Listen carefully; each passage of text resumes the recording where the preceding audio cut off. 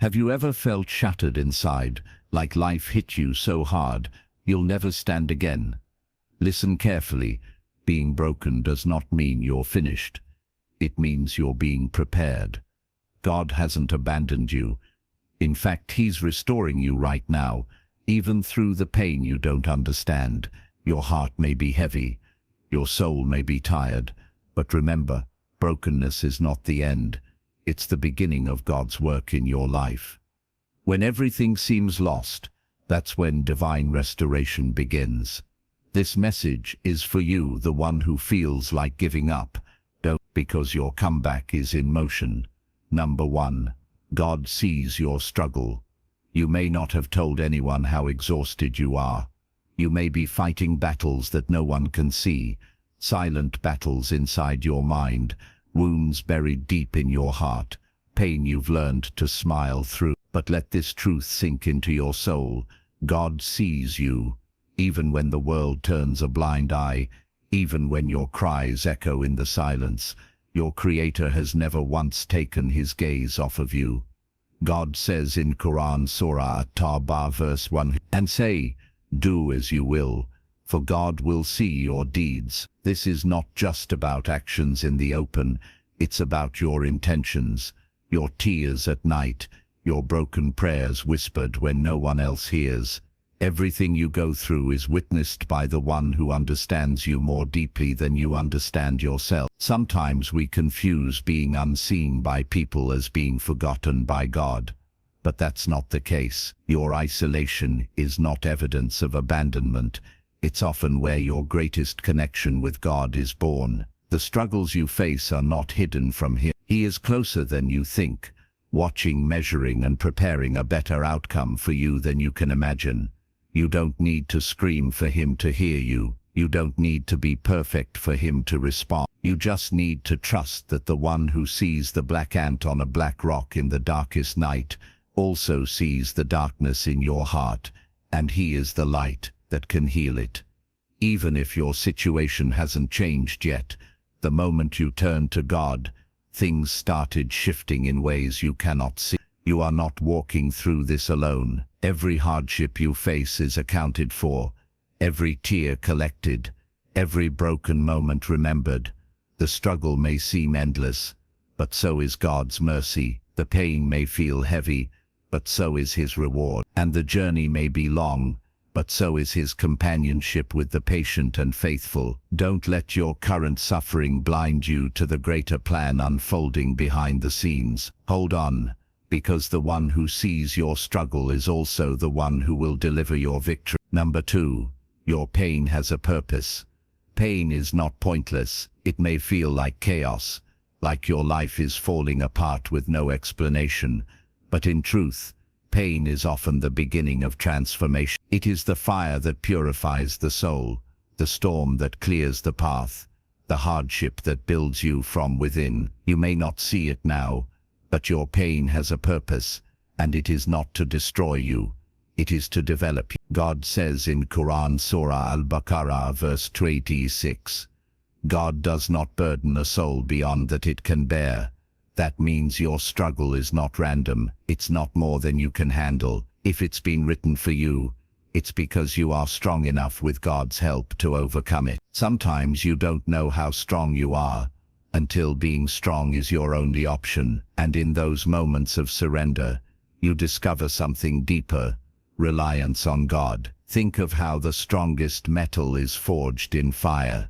Similarly, the most resilient hearts are shaped in trials. The people we admire for their strength, their faith, their peace, they didn't get there by having an easy life. They got there through hardships that refined them and drew them closer to their Creator. And that same process is happening to you. When you're in pain, you're being pushed toward prayer. When you're broken, you're more open to guidance. When you're helpless, you're more likely to call upon God with sincerity. And that sincere call, that turning point of the heart, is where true healing begins. Don't ever believe that you are being punished. Sometimes pain is not a punishment, it's a preparation. It's God clearing space in your heart for something greater. It's Him protecting you from things you can't see. It's Him strengthening you for a future you're not yet ready for. God knows what you've lost, but more importantly, He knows what's ahead. And just because your heart is broken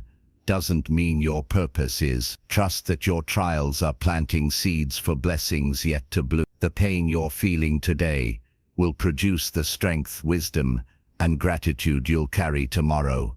Be patient with the process. Healing takes time, but it's happening moment by moment, step by step. Your tears are not in vain. Your struggle is not wasted. And your pain, yes, even your pain, is part of God's beautiful plan to elevate you. Let me know when you're ready for the expansion of points 3 to 6. You said expand point. No, 3 and 4 words. Should be 440 in each point. ChatGPT said, certainly. Below are the expanded versions of point number 3 and 4, each with approximately 440 words, maintaining the same motivational tone and structure, with Quranic references for instance. Number 3, healing begins with faith. When the world falls silent and the weight in your chest grows unbearable, there's only one place to turn: faith. True healing doesn't begin when the problem disappears.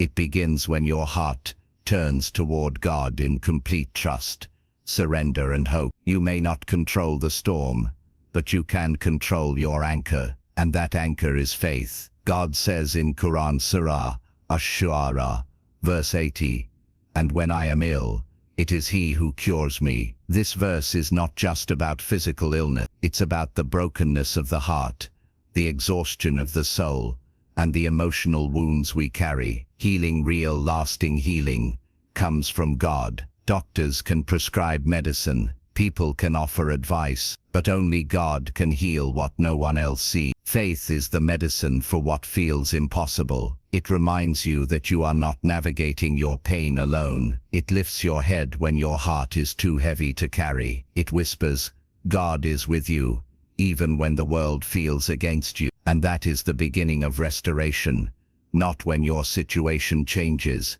but when your heart aligns with the one who never changes. Sometimes we search for healing in people, in places, in distraction, but the real cure lies in turning back to God with a heart that says, I can't, but you can. The moment you say that sincerely is the moment the path to healing begins. And healing doesn't mean the pain disappears overnight. It means you're being rebuilt, slowly, patiently. It means you're starting to see the wisdom in your wounds and the mercy in your struggle. When you rely on God, you shift your focus from the problem to the provider, and that shift in perspective is what begins to soften your healing. May come in stages, but each stage draws you nearer to peace. Each moment you hold on to faith, when it would be easier to give up, is a moment of victory. Don't underestimate the power of saying, I trust you, God, even when nothing makes sense. So don't wait for healing to come from the outside. Begin from within. Nurture your faith. Speak to God. Cry to Him. Trust Him, because the one who created your heart is the only one who knows exactly how to heal it. Number 4, God restores the broken. Being broken doesn't mean you're finished. It means you're human. And more importantly, it means you're in the perfect place for God to begin His work in you. When everything falls apart, when your plans collapse, when your heart feels like it's shattered beyond repair, that's not the end. That's the beginning of restoration. God says in Quran Surah Al-Baqarah, verses 5-6, "For indeed, with hardship will be ease. Indeed, with hardship will be ease." Notice how God says it twice. With hardship comes ease. Not after, not later. With the pain comes relief. That means while you're crying, healing is already underway. While you're struggling, help is already on its way. Restoration isn't something that waits until you're perfect. It starts when you're broken. God specializes in taking what's shattered and making it whole again. You may think your life is in ruins, but to God, Those broken pieces are the materials of a new beginning. He restores hearts that were once numb. He lifts spirits that were once buried in despair. And he rebuilds what you thought was lost forever. What you thought was a breakdown could actually be a breakthrough. Sometimes God allows things to fall apart so he can rearrange them in a better way. Maybe the job, the relationship, or the plan had to collapse because God has something far better in store. Don't resist the breaking. It's part of the rebuilding. Look at the prophets. Look at those closest to God. They were tested, they were broken, but they were never defeated. Every tear they shed became a testimony. Every struggle became a step closer to greatness. That same story is unfolding in your life right now. Your situation may not have changed yet, but your heart can begin to heal when you realize that God is actively working on your behalf. He's opening doors you haven't seen yet. He's preparing relief that's more beautiful than anything you imagined. And he's restoring you piece by piece with wisdom, mercy, and love. So hold on. Don't give in to despair. The cracks in your life are not signs of weakness. They are where God's light will shine through. And when you rise again, you'll be stronger, wiser, and more grateful than you ever were before. Because restoration is not about returning to who you were. It's about becoming who God always meant you to be. Let me know when you'd like the expansion of points 5. You said expand point. No, 5 and 6 words should be 440 in each point. ChatGPT said, of course. Here are the expanded versions of point number 5 and 6. Each with approximately 440 words, continuing the uplifting, Quran-inspired motivational style. Number 5. Stay patient.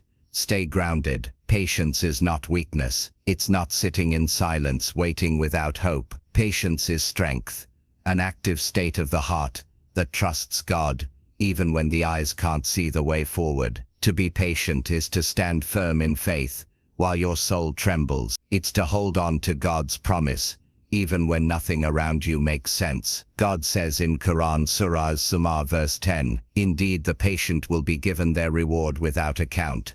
Without account, no limit, no measure. That's the value of patience in the sight of God. It's not just about enduring pain. It's about enduring it with trust, with dignity, and with the hope that God's mercy is greater than your suffering. When life throws hardships your way, your first reaction may be frustration. You may wonder, why me? Why me? But patience transforms those questions into a deeper connection with God. It helps you understand that every delay, every test, every painful moment is part of a divine plan far greater than you can imagine. You see, patience isn't passive. It's powerful. It's what carried the prophets through their darkest trials. Prophet Yusuf, peace be upon him, waited in prison for years, but he didn't let the delay destroy his faith. Instead, he stayed grounded in hope, and in time God elevated him. That same elevation awaits the patient among us. Patience teaches us to let go of timing and surrender to divine wisdom. It whispers, God knows, when the heart screams, I don't understand. It reminds us that while we want things immediately, God delivers them at the perfect moment. Staying grounded through your struggle means staying consistent in worship, in prayer, in gratitude, even when it's hard, especially when it's hard, because those are the moments that build your soul. That's where your real strength is formed, not in ease, but in endurance. So when life tests you, don't rush the process. Be patient with your heart, be gentle with your soul. Keep walking, even if it's slow, because every step taken with patience is a step closer to relief. God is watching, He is recording, and He has promised that your patience will not go unrewarded. Not in this life, and certainly not in the next. Number 6. You are not alone. There are moments in life when loneliness wraps around you like a blanket, when you feel forgotten, overlooked, invisible. You might be surrounded by people and still feel empty. But here's a truth that brings light in the darkest moments. You are never truly alone. Your Creator is closer to you than anyone could ever be. God says in Quran Surah Al-Baqarah, verse 16, and we are closer to Him than His jugular vein. That closeness is not just physical. It's emotional, spiritual, and constant. God knows your thoughts before you speak them. He sees the tears you hold back. He understands the silence you can't explain. Even when you feel disconnected from everyone else, you are intimately connected to Him. It's easy to feel abandoned when prayers seem unanswered, or when the pain lingers longer than expected. But don't mistake silence for absence. Sometimes God's presence is loudest in the quiet. It's in the way your heart keeps beating, despite the heaviness. It's in the unexpected moments of peace that come in the middle of chaos. When you feel like no one understands you, remember that God does. When no one shows up, know that He's already there. He listens to your broken prayers. He responds to the sighs you don't say out loud. He knows what you've lost and what you still long for. Many of the most beloved people to God, His prophets, faced moments of deep isolation. Prophet Yunus, peace be upon him, was alone in the belly of the whale, yet he turned to God and was saved. Prophet Ibrahim, peace be upon him, stood alone against an entire people, yet his heart was firm because God was with him. That same divine companionship is available to you. You don't have to be perfect to connect with God. You just have to be real. Speak to Him with honesty. Tell Him your fears, your regrets, your hopes. He already knows, but when you open your heart to Him, healing begins. So don't fear the loneliness. Use it. Use it to deepen your bond with the one who never leaves. Let your isolation lead to elevation. Let your solitude become your sanctuary. Because with God by your side, you are never abandoned. You are seen, you are heard, you are loved.